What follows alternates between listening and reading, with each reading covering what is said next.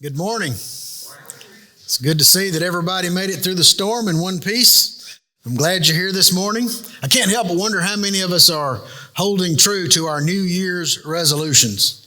Now, I know some of you may not like to make resolutions, but some of us do like to make resolutions. I like it because I get this feeling that I get a do-over. I get a fresh start. I like New Year's resolutions. And what we did last Sunday, if you will remember, is I challenged you to make a better resolution this year to live for Christ than you have in the past. The resolution to run was the title of last Sunday's message, and it came to us from Hebrews chapter 12. And if you will remember, Hebrews chapter 12 pictures us as Christians down on a racetrack running a race. Now, the reason I chose that passage is that I would like for us to think about this idea of forward progress, making our way down the track. I like this picture of momentum and as we make our way down the track of life, ultimately to the finish line to be with God for eternity. And I hope this will be a year where you resolve in your mind to move forward for Jesus. Let's take a look at that passage one more time. Just the first verse, Hebrews chapter 12, verse 1. And actually, we kicked off a brand new series last week. It says, "Therefore, since we are surrounded by such a great cloud of witnesses." Who are the witnesses? Who is this cloud of folks that's watching us as we run our race? Well, therefore points backwards, and we get this long list of people starting in Hebrews chapter 11. And what we're going to do throughout the first part of this year anyway is take a look at each one of these people and see what we can learn from them about living our life in the year 2020. Remember, we broke this thing down into 3 cheers last week, and I forgot to get y'all to cheer the last chant. Y'all remember that last week?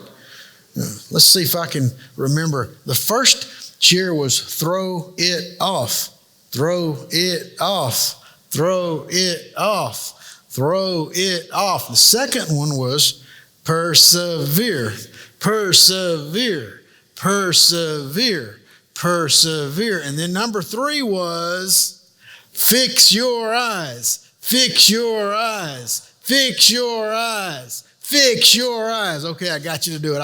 I feel complete now. I felt incomplete last week. When I got down on the floor to do the hymn of invitation, I thought, I forgot to do the last cheer.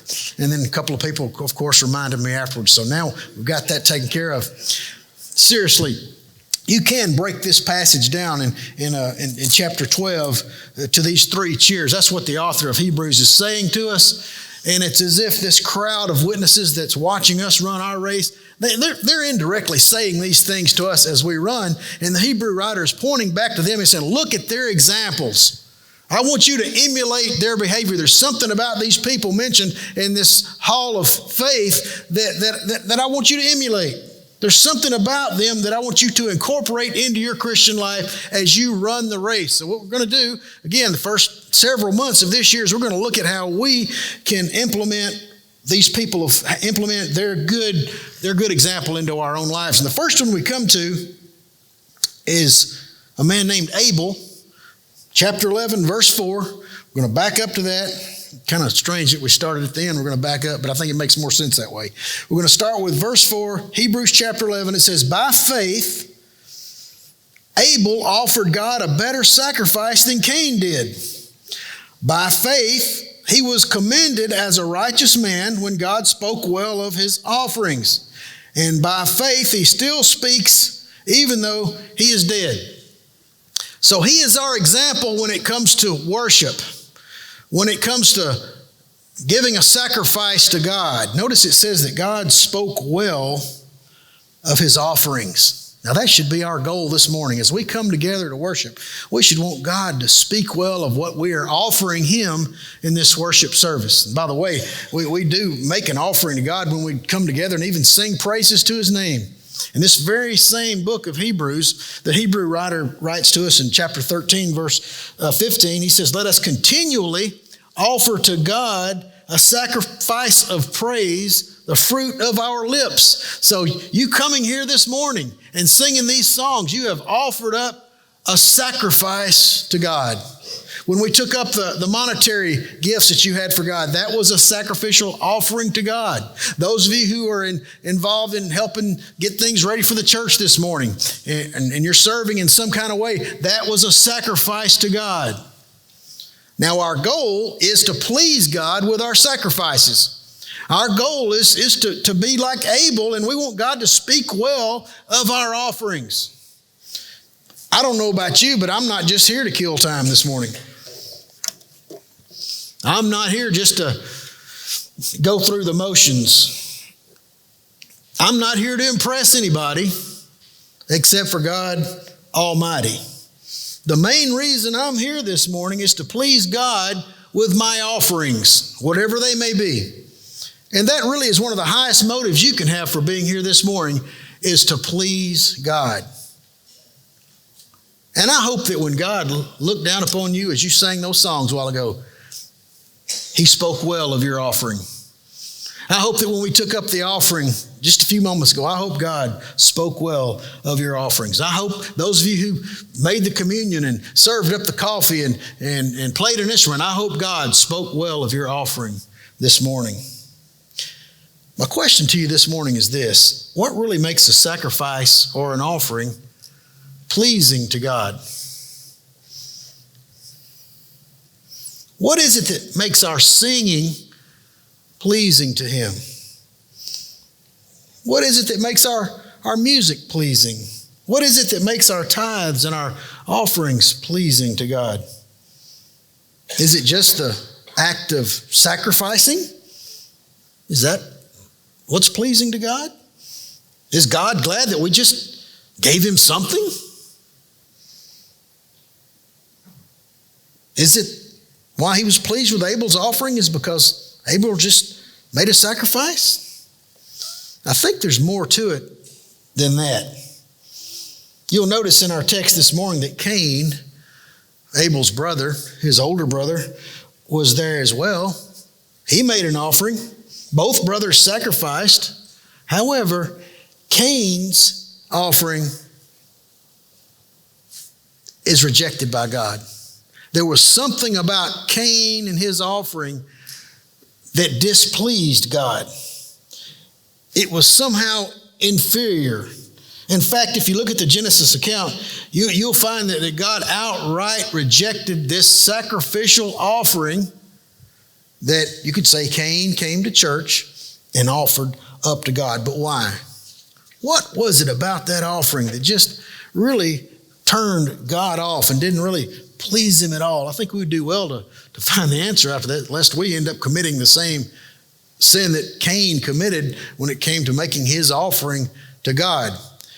I think to get the full scope of what's being said here in the book of Hebrews, we need to go back to the Genesis account. Kind of gives us a little context, gives us a little background for what's being said here in the book of Hebrews. Remember, the book of Hebrews was written to Jewish Christians who were on the verge of going back into Judaism and rejecting Jesus. So he's writing all these examples from a Jewish context to encourage these people not to reject Jesus, because He is far superior to anything else on this earth. So let's take a look at Genesis chapter 4, verses 1 through 5, and let's get the context here of what's being said when it comes to Cain and Abel and their sacrifice. We'll start in chapter 4, I'll read down through verse 5. Adam lay with his wife Eve, and she became pregnant and gave birth to Cain.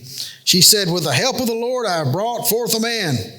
Later she gave birth to his brother Abel. Now Abel kept flocks, and Cain worked the soil. In the course of time, let's stop right there for a moment. That literally means in the end of days, most likely a reference to the end of the days of the week, like the Sabbath day. Seems all the way back in the book of Genesis, in the very beginning, there seems to have been a day set aside for corporate worship where God's people would come together and worship him. And that seems to be implied here when it says in the course of time or in the end of days. So Cain and Abel and Adam and Eve, and who knows, maybe some brothers and sisters were there as well, because there were some other people on the earth, and it appears that they had other children that's not specifically mentioned. But maybe they haven't come on the scene yet. I don't know. But at the very least, Adam and Eve's there and Cain and Abel's there at their worship service. It said Cain brought some of the fruits of the soil as an offering to the Lord. But Abel brought fat portions from some of the firstborn of his flock. The Lord looked with favor on Abel and his offering, but on Cain and his offering, he did not look with favor. So Cain was very angry, and his face was downcast. So here we learn about the occupations of Cain and Abel. We'll start with Cain. He was a farmer, a tiller of the soil, what we might call a sod buster, to use a little Western lingo. He was a man that if he were alive today, he'd probably at the very least have a rototiller. The very biggest, probably had a few tractors, maybe some silos on his property. He was into growing crops. And he took some of his crops and he brought those to the Lord on the day they had gathered together to worship. Abel, on the other hand, was a tender of flocks, sheep, maybe some goats too. He watched over them. He led them to the green pastures and beside the still waters, and his staff, and comforted them, and he no doubt did the things that shepherds do with their staffs, and he watched over the flocks, and he took some of the firstborn of his flock, and he took those to the worship service, and he sacrificed those to God at this particular worship service. Probably around some kind of crude shaped altar, maybe out of some rocks or stone. Usually, some of y'all may not know what an altar is, but the best way I can describe an altar is just like a giant grill where you maybe grill burgers or a steak, but they would put their crops on this giant grill, or they'd put their animals on this grill after they'd kill them and burn them up as a sacrifice to God. So that's kind of what's happened. They've just gathered for worship, probably around some kind of altar made of stone, and they've offered these sacrifices up to the Lord. But what I want you to notice here is that God is not pleased with Cain's offering. Now, on the surface, it doesn't seem fair, does it? On the surface, it doesn't seem fair that God would accept one offering and then reject the other offering. So what's going on here? Well, some believe that God rejected Cain's offering because it wasn't a blood sacrifice offering.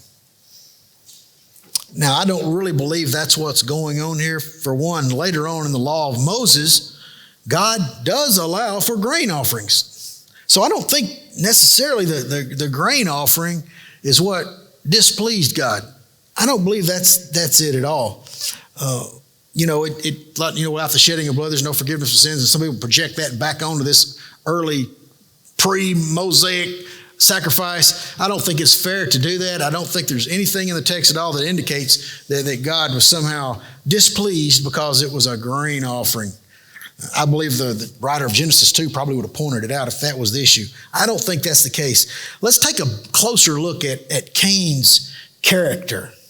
I think the problem with this offering is connected to the offerer. In fact, you'll notice in this text, back in Genesis chapter 4, you'll notice that the author of Genesis spends most of his time talking about the offerer and not the offering. And I think that is very, very significant. In fact, you'll notice that the offering and the offerers are connected closely together. In fact, Abel and his offering.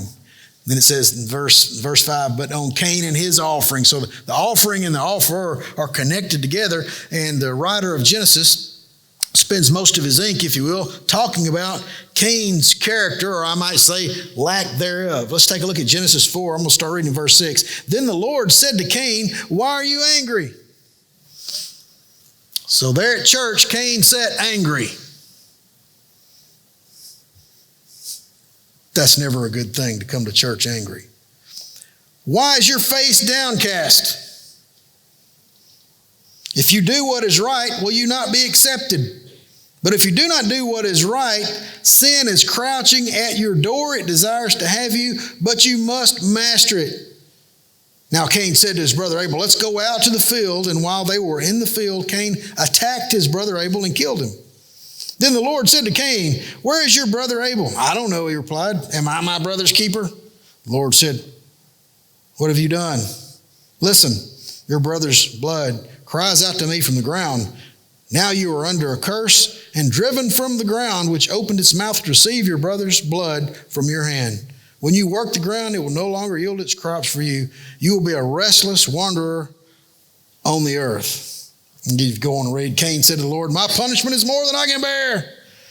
Today you are driving me from the land, and I will be hidden from your presence. I will be a restless wanderer on the earth, and whoever finds me will kill me. So we can see right off that this guy, Cain, he has some issues. For one, God is warning him. Said, look, Cain, you got to deal with this anger problem because sin is crouching at your door, desiring to have you. And this word crouch in the Hebrew language is a word often associated with some kind of wild beast ready to pounce upon its prey and do some damage. And God is saying, Cain, man, you better get rid of that anger. It's like a hot potato. Get rid of it. Don't dwell on it. Get rid of this anger because it's going to cause you to do something that you regret. So I think it's safe to say that, for one, Cain has an anger issue. Did you notice his anger issue even affected his facial expression? Did you notice that? It said his face became downcast. Anger has a way of affecting your face. Never forget that. I know that's kind of shallow, but think about it. Anger has a way of making our face look sour and down. It doesn't attract, it repels, man. And he's saying, why is your face down? What's wrong with you, Cain? What's the problem? Where do you think that anger was stemming from? Most likely it's stemming from a sense of pride. It hurt his pride, that God accepted his brothers and didn't accept his. I think maybe a little jealousy might have been involved there. Think maybe Cain put a little too much emphasis on himself? Probably so. So a lot of times that's where anger comes from. It's from some sense of pride. Now there's such a thing as righteous indignation where you get upset because of some injustice that's being perpetrated on someone or perceived injustice. But a lot of times anger comes when we feel like somebody's bumped into our pride, what we want. And when we don't get what we want, then that's when we tend to get angry. And if we're not careful, the Bible even says don't let the sun go down in your anger because you give the devil a foothold in your life. Anger allows the devil to have some operating room in your life. It's almost like he gets his foot in the door before it shuts, and then he'll pull it open if he can, and then he'll come in and cause you to do things you normally wouldn't do. I don't get the feeling Cain was just a murderer. In fact, I believe this is the first homicide in human history. He invites his brother down in the field. He lets his anger get the best of him. Probably some jealousy in there, some envy's in there. Invites him down into the field and kills him. But notice, God even reasons with this guy before he even gets to that. So you get the feeling that he's a man that's got some pride issues. Which manifests itself in some anger issues. He won't take counsel even from God himself. That's what pride does to people. He's hard-headed. He won't listen. And what ends up happening to this? And I like this too. God is trying to give him a second chance. Aren't you glad our God is a God of second chances? God could have just smacked him right off the bat, but he didn't. He tries to reason with this guy. He says, look, man, sin's crouching at your door. Don't do this. If you'll do what's right, everything will be okay. Wouldn't do it. He wouldn't listen. Rather than rectify the situation, he invites his brother down into the field and kills him. But notice what all's going on there with the anger. He's a smart aleck, gives God some lip. Am I my brother's keeper? Can't you just hear him? Who's this guy think he is? Am I my brother's keeper? Does this kind of give you a feel for Cain's character? Do you kind of see what's going on here? With all these problems, he's a complainer too, by the way. He even complains when God gives him his sons. So you can see from the Genesis account that Cain has a character deficit. And I believe that's why God rejected his offering. Never forget this. Your offering is tied to your character. The way you live your life through the week determines whether or not God is pleased with your offering. Let's look again at Hebrews 11:4. Hebrews 11:4. By faith, Abel offered God a better sacrifice. Why? It was by faith. And then it goes on to say, by faith, he was commended as a righteous man. You get a feel for what kind of guy Abel is? You have Cain on the one hand, who I believe you could say is faithless. And by the way, the term faith also carries this idea of faithfulness. You see, Abel was faithful to God through the week, and when they came together for the worship service, God was pleased with his offerings. But on the other hand, Cain was not faithful to God through the week. He was allowing sin to reign in his life, and when he came and offered his offering, God rejected it. It's really a big contrast between two different offerers. One God likes, one God rejects. Again, this idea of faith is not just intellectual assent, saying God's up there, but also carries the idea, if you look at the last part of chapter 10, God's telling them, don't shrink back, keep the faith, keep moving forward, stay faithful to God. That's all wrapped up in this idea of faith. So when you boil it all down, the reason God was pleased with Abel's offering is because he was a man who was determined to be faithful. And the reason he rejected Cain's offering is he was a man determined not to be faithful. The offerer and the offering are closely tied together. In fact, 1 John chapter 3, verse 12, it just flat out tells us Cain was evil. Then Jude chapter 11 indicates Cain's ways were anything but godly. In fact, you can go through the book of Jude there, and it gives a whole list of sins when it talks about going the way of Cain. I'll give you a quick rundown. We won't read the whole book, but Jude mentions those who have gone the way of Cain. He's talking about people in the church. There were people in the New Testament church in the first century who could be described as going the way of Cain. Wow, how does that happen? Well, going the way of Cain means you live one way through the week, and then you come to church and then make the offering, and it's displeasing to God because there is no righteousness lived out through the week. Listen to how these people are described in the book of Jude. Those who've gone the way of Cain were described as sexually immoral, verses 4 and 7, rebellious, verse 8, greedy, verse 11, grumblers, fault finders, braggarts and flatterers in verse 16. Not a pretty picture, but those were the people who were in the early church sitting around the Lord's table enjoying the fellowship with everybody else. But they're described as going the way of Cain.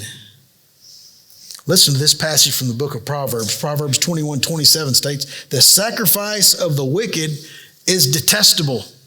Do you see what's going on there? You say, well, why would a wicked person even make a sacrifice to God? I'm glad you asked that question. I'm sure it still goes on. Sometimes people will come and they may sing some songs of praise to God. They may put something in the offering plate. They might even serve in some way, but they're living a double life. They're living to please their flesh through the week.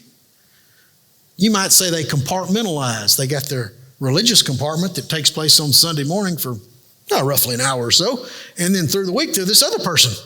And they compartmentalize their life that way when God wants to be in every compartment. He's not into this compartmentalization stuff. Maybe some people will come and make an offering to keep up appearances. Sometimes they would come and want to look good in the eyes of the community. And then live any old way through the week. Maybe they're trying to impress somebody in some kind of way. Maybe they just come because mom and dad wants them to come. Maybe that's why Cain was there that day with Abel. Adam and Eve, mom and dad were there and they were worshiping God. Maybe he just didn't look like a bad guy, so he showed up and did a little something. God wasn't pleased. Who knows? Maybe Cain thought he could show up and bribe God in some way. You think, I'll give God a little something so he'll get me off the hook over here. Sometimes people do that. Think, well, let's make a little deal with God. I can live however I want to during the week, but I'll go throw a little change in the plate. Maybe God will bless me. Get God off my back, or maybe God will open a door for me in some area of my life. There's all kinds of reasons people come to church and make offerings and sacrifices to God. But I'm here to tell you that if you're not living a righteous life through the week, God is not pleased with your offerings. And that's disturbing. God can't be bought off. You buy God off. God wants you to give because you love Him and you're serving Him and you're living for Him through the week. I hope that all of us are living for God throughout the week so that when we come in here, God is pleased and speaks well of our offerings, just as He spoke well of Abel's offerings. Listen to what the prophet Amos writes in the Old Testament, speaking of Israel at the time. They'd kind of gotten away from God, but yet they were still religious. Amos 5, 21 through 24, God says, I despise your religious feasts. I cannot stand your assemblies. Even though you bring me burnt offerings and grain offerings, I will not accept them. Though you bring choice fellowship offerings, I will have no regard for them. Away with the noise of your songs. I will not listen to the music of your harps. But let justice roll on like a river, righteousness like a never-failing stream. There's a lot of social injustice going on at that time in Israel. God was displeased with that. Some unrighteous living going on at that time. God was displeased with that. Yet they came together. Yet they worshiped. God says, look, away with that noise. I don't even want to hear it. All this is disgusting to me because you're not living like you should through the week.